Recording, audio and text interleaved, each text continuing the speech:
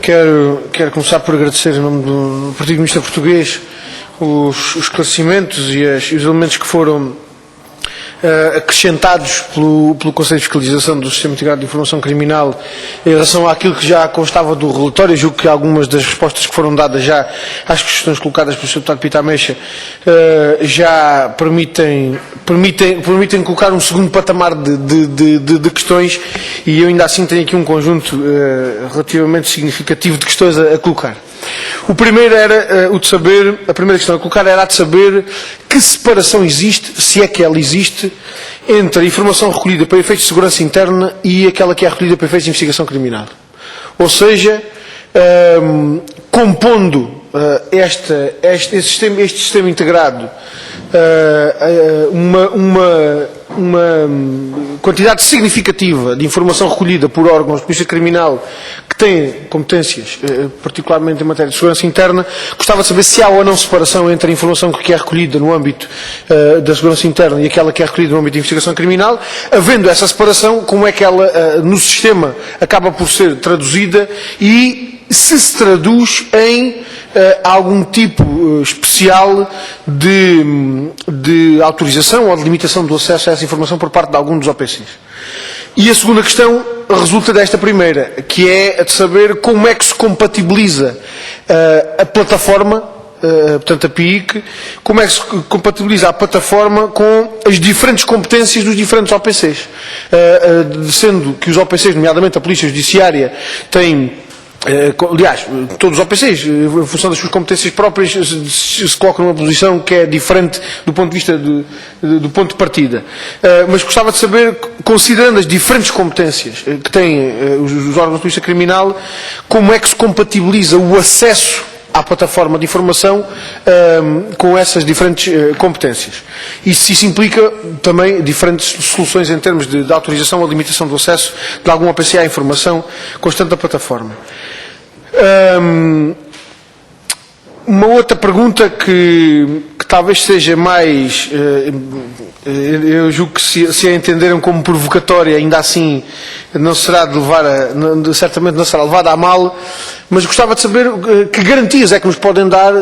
de que de facto a informação constante da plataforma e a informação disponibilizada pelos órgãos de polícia criminal é de facto toda a informação de que os órgãos de polícia criminal dispõem.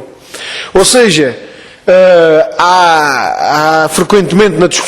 nesta discussão que tem a ver com o acesso à informação relativa à investigação criminal, sobretudo, uma pergunta que se faz que, aliás, há uma expressão que eu já ouvi diversas vezes, que é a de que a minha informação é minha, a tua informação é nossa. Portanto, sempre houve uma relação de alguma disputa, digamos assim, em relação ao acesso à informação relativa à investigação criminal, que, de alguma forma, coloca os órgãos de polícia criminal numa posição, numa perspectiva concorrencial e não de cooperante. E, portanto, a questão é esta: que garantias é que nos podem ser dadas de que, de facto, a informação que os órgãos de polícia criminal disponibilizam através da plataforma é toda a informação de que dispõem? Uma quarta questão tem que ver com os problemas que já foram relatados e que em parte já foram, quer dizer, que o Sr. Deputado Pita Ameixa acabou por ultrapassá-los e colocou a questão apenas relativa já aos juízes de instrução. Mas a verdade é que durante muito tempo, e esse problema foi resolvido recentemente, colocaram-se problemas no acesso do Ministério Público à informação constante da plataforma. E a questão que eu queria colocar é a de saber qual foi a base da existência destes problemas, ou seja, qual foi a base, nomeadamente jurídica, que impediu durante algum tempo o acesso do Ministério Público à informação constante da plataforma de informação, de investigação criminal, para lá daquilo que são os processos de que os magistrados do Ministério Público eram diretamente titulares. Porque, aliás, numa reunião que tivemos, que o grupo parlamentar do PCP teve no DCIAP, com os responsáveis do DCIAP e com um conjunto de magistrados e de representantes de OPCs que desenvolvem as suas funções no âmbito do DCIAP, uma das questões que era colocada era precisamente a incapacidade de aceder à informação constante da plataforma para lá da informação que consta dos processos que os magistrados são titulares. E gostávamos de saber qual foi a origem desses problemas, qual foi a fonte, qual foi o enquadramento de que resultavam essas limitações e como é que foram resolvidos esses problemas e de que forma é que aquelas pretensões foram ou não, as pretensões do Ministério Público foram ou não satisfeitas e o problema ultrapassado. Quinta questão, tem que ver com os mecanismos de controlo e com os níveis de acesso à informação que já aqui foram referidos. Portanto, uma das perguntas que aqui tinha, que já não vou colocar, porque já foi respondida, é precisamente que mecanismos de controlo existem relativamente ao acesso da informação. Já nos foi dito que fica registado o utilizador, a informação a que acedeu, a justificação que deu, até o terminal a partir do qual acedeu a essa informação. Portanto, mecanismos de controlo, julgamos nós, do ponto de vista dos sistemas informáticos, são aqueles que são, digamos assim, standards. A pergunta que eu coloco é outra. Que mecanismos de controlo prévio do acesso à informação existem? Ou seja, esse controle é um controlo a posteriori, do acesso à informação depois dele ter acontecido. E a pergunta que eu faço é que mecanismos de controlo prévio no acesso à informação é que existem, e essa pergunta relaciona-a com uma outra, que é a de saber em que base e com que critérios é que são atribuídos os diferentes níveis de acesso à informação. Ou seja, e vou presumir a forma como o sistema funciona, os senhores corrigir-me-ão se em relação a alguma destas, em relação à presunção que vou fazer, estiver errado. Os diferentes níveis de acesso dos utilizadores à plataforma atribuem diferentes níveis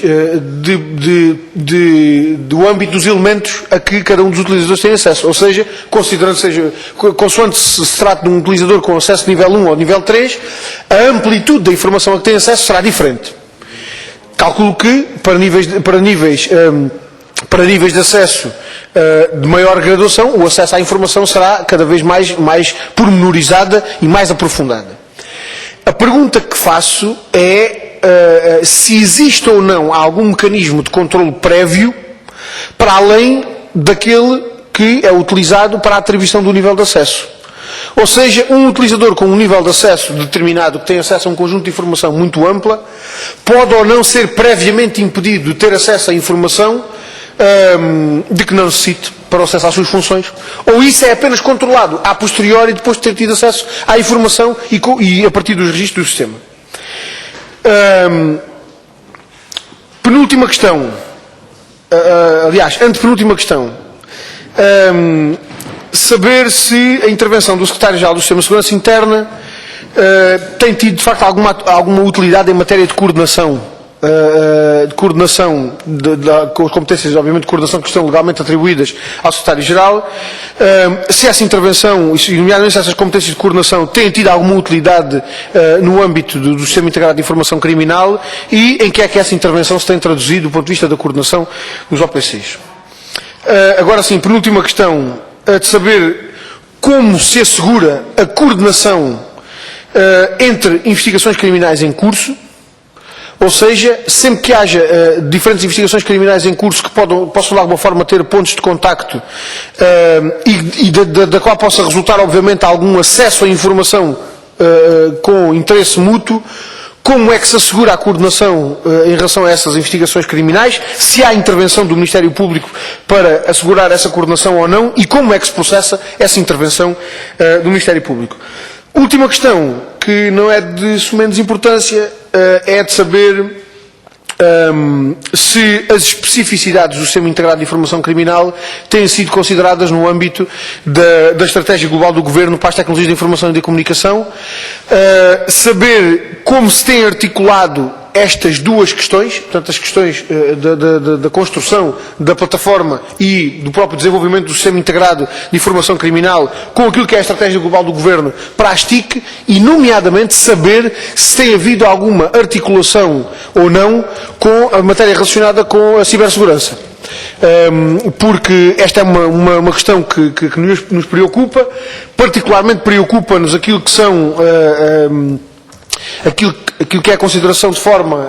quase global de medidas relacionadas com as tecnologias de informação, nomeadamente resultantes daquela resolução do Conselho de Ministros número 12 de 2012, com aquelas 25 medidas programadas relativamente ao desenvolvimento da Estratégia Global para as TIC, e o que daí resultou a partir da Resolução 42 de 2012, relativamente à criação do Centro Nacional de Cibersegurança, com aquilo que foi conhecido em matéria de TIC, de forma mais global, de intenção de centralização das bases de dados do Estado. Nunca ficámos muito descansados com as afirmações que foram sendo feitas relativamente ao afastamento da investigação criminal ou da informação criminal relativamente a essa intenção de centralização de bases de dados. Portanto, gostávamos de saber, da parte do Conselho de Fiscalização, qual tem sido a apreciação que tem sido feita destas matérias e até qual a articulação que tem havido com o Governo relativamente à salvaguarda da investigação criminal relativamente a essas intenções de centralização de bases de dados do Estado.